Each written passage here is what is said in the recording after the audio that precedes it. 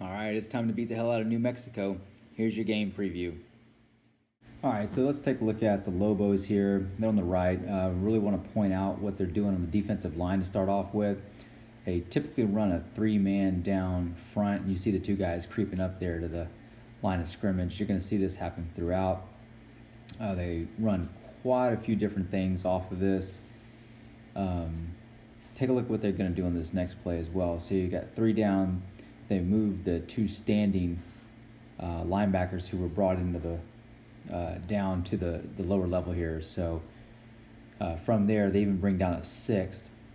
So they got six in the box on us, or what we can expect. Miscommunication by the Houston Baptist offensive line, and just a complete dump truck of a hole for the defense to come in there. Over on offense, they're going to start off here, I think, with what looks to be 10 personnel with one running back. Looks like the rest of receivers. Really nice route that was run there. The guy made a pretty good read to move in front of the DB there to get open and get that catch from the QB. Really want to note from the QB, he's a transfer from Kentucky. Very serviceable, very mobile, and as you saw, we had some fits with Colorado and what their QB was able to do with us, and so we could see some of the same things. Thankfully, McKinley Jackson will be back. Now here it looks like we might be in 20 personnel, depending on whether or not you consider that low down man there a running back or not. Good read by Houston Baptist here, though. They crash on the play and bring it down for basically no gain. Very similar type of situation. Got 41 running back and forth. He's either a tight end or a fullback, so it looked like more of a tight end situation to me. I think they pulled him and then ran over to the weak side with the handoff. So few different things that they're doing here. They don't usually run two running backs. If they do, it's a little bit more of a fullback situation, like you see 41 again at the top.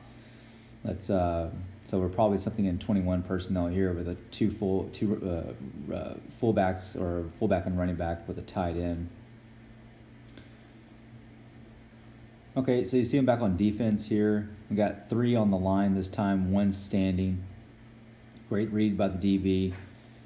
They have good recognition from what I've seen. They break on the ball quite well. Good reads to get to the ball and make the play as quick as possible. So keep in mind they're playing Houston Baptist here throughout, but still I think that this still speaks to the quality of their team that they've got going on. They recruit about at the same level Kent State did. See that guy creeping down onto the line again, so that they've got four, even though they only have three down. They didn't really have much success when they're running, four or less that I've seen. So here we are with just about six in there. So, just a effort sack looked like to me. 42 is not the biggest guy, but, he's got an engine and he keeps on coming. Here they are again. Looks like they're probably in 21 personnel. 41 pulls, handoff to 22. Didn't feel like they set the edge over there well enough for him to actually be able to make anything out of it.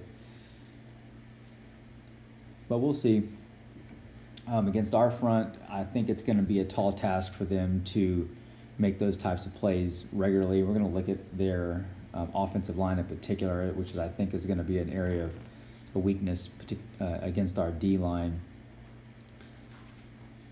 Okay. 21 personnel again, two running backs and a tight end. They fake strong side. I think this receiver meant to go a little bit more outside towards the sideline.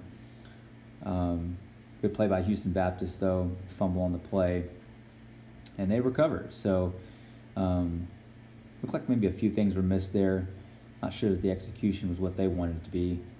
Back on defense, you see we've got the same thing Colorado was doing. They got 5 on the line here, and they're bringing it, right? They're reading and dropping as needed. Otherwise, they're rushing the quarterback. It's like 12 here, 12 personnel, one running back, two tight ends, just running straight ahead. They overpower Houston Baptist on this one. When we really hunkered down on Colorado and, maybe doubled up with a Darius, Rakes, Clemens on the edge with Leal on the edge, and then maybe dropped one more in there. We were pretty effective, especially when we run blitzed and brought additional people. A little motion here. Looks like everybody's staying put on defense, so they're just really waiting on the run. Pretty good stuff there by Houston Baptist. They end up beating Houston Baptist pretty handily, I think, in this one, although I think the score was fairly close. Of course, right here, they're just trying to get out of their circumstance so they can, punt at a reasonable level. Last opportunity for them to maybe get this first down. With a 3rd and 7, we got 11 personnel on there, one tight end, one running back, rest of receivers. Of course, they're using that receiver a little bit more like a running back, and so not really any confusion there, but they do like to mix some things up, and if you're not staying home, I think you end up having problems with this team. That's my assessment. All right, so here's this year's stats for both teams so far. What stands out to you? If I'm looking at this, just making a snap judgment, the 8.5 points allowed by A&M to the Lobos 21 is that for me. Yeah, we've had Kent State and Colorado, and I think Colorado played one of their better games, but 8.5 is a low number. Thinking about the Lobos playing, Houston Baptist, I think New Mexico State was their other opponent. Giving up 21 points makes me think this is going to be a good matchup for us. What else do you see? Pass yards allowed. We're allowing less than 100 yards a game. That is really quite amazing, to be honest. They're giving up 214. That's not a bad number. They're not allowing, what was that, 51.5 that they're allowing to our 198. So we're hoping to change that part this game.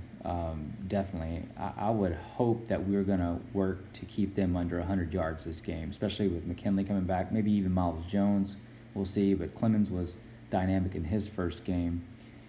So this will be a big one for us to start cleaning some stuff up with Arkansas coming up next week. So here's where I think the biggest mismatch is. If you look at their D-line, they really are undersized as compared to a lot of other teams. Looking at about 281 pounds on the high side from these guys. That's not much bigger than Weidemeyer. So we should really be able to force our will upon them. As Jimbo likes to say, I thought this would be the case a little bit more with Kent State, and it didn't seem like it was. So, again, this will be a game where we need to get some things fleshed out. We need to see what we can do when it comes to just putting our hand in the dirt and going forward.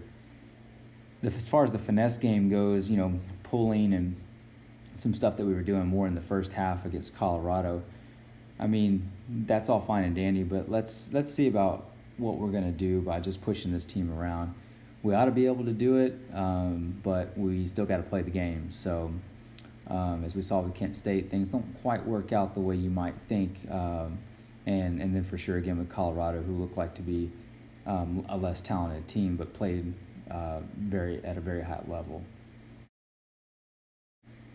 So taking a look at their offensive line, here's who I was able to figure out is going to be their starters. There's one other one that I was unable to find, which I believe is their center.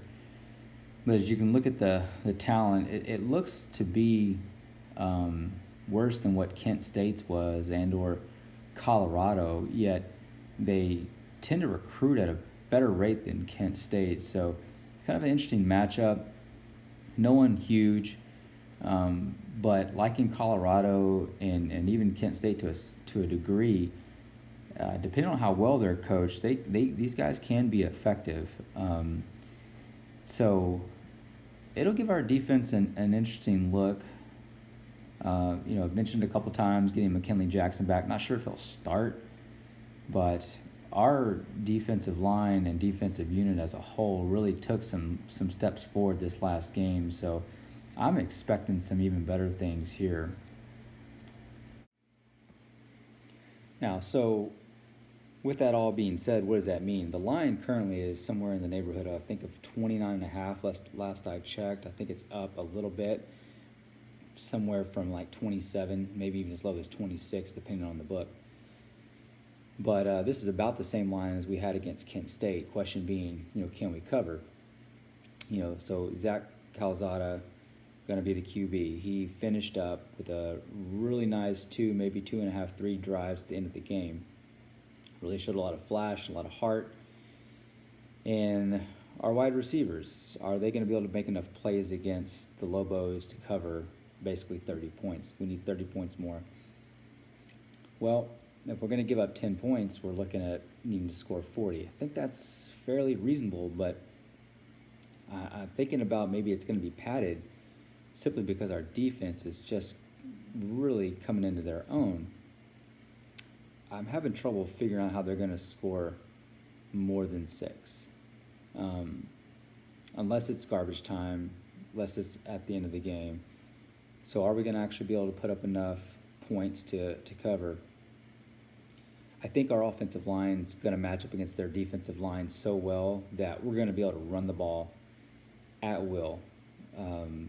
I think our running backs are going to get back to their normal job of running and not being pass catchers like against Colorado. So lots at stake on this game, and I think the players know it. I think they needed to hear that they needed to prepare well, as you saw in the pulse in the locker room after Colorado. So I think they're going to be motivated. I think they're likely to prepare well this week, which gives them a better chance to hit that cover, come out and hit the ground running. I really want to see them score on the first drive. That's what I want to see. That might be a bit of a tall request. We haven't done that all year. Still breaking in Zach, and who knows? But I think if we do a steady dose of running, we can open up that run game. Open up the passing game, and then see where we go from there. If Zach can get comfortable, sky's the limit, I think. But of course, O-line still got a few things to clean up as well, so they're going to have to show some flash in this game and show what they can do finishing up this week and then going into Arkansas. So let's see what we got. I'm very hopeful. I have them to cover the 29.5 points. Let's see how they do. See you after the game for a reaction. Gig 'em.